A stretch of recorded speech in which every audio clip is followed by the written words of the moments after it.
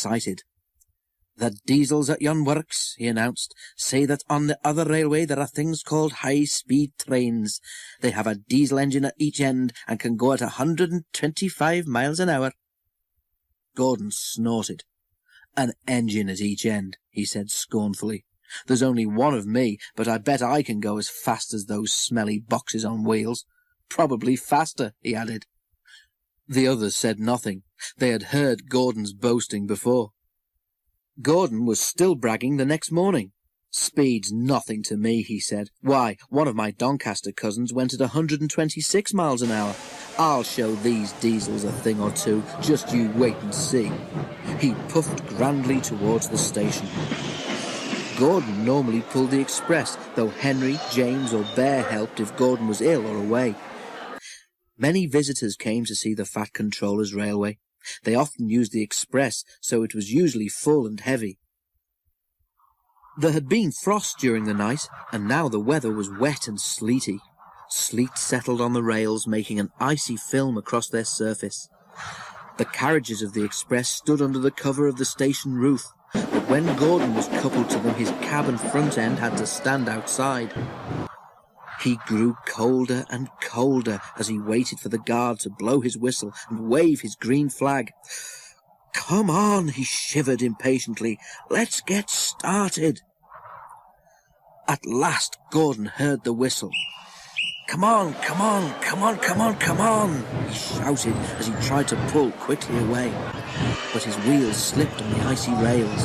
The sudden movement made water in his boiler surge forward, and Gordon's driver could not shut off steam. Gordon moved a yard and slithered to a standstill, held back by the heavy train.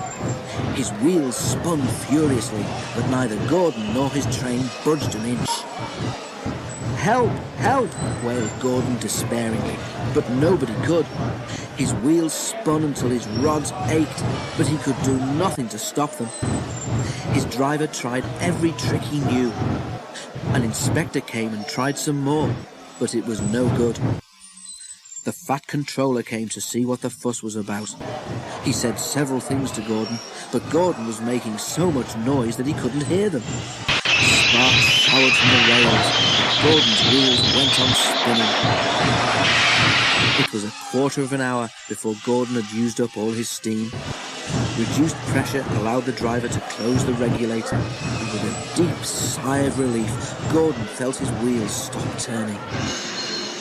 The silence was amazing. Donald came to take Gordon to the shed, and Henry came to pull the express.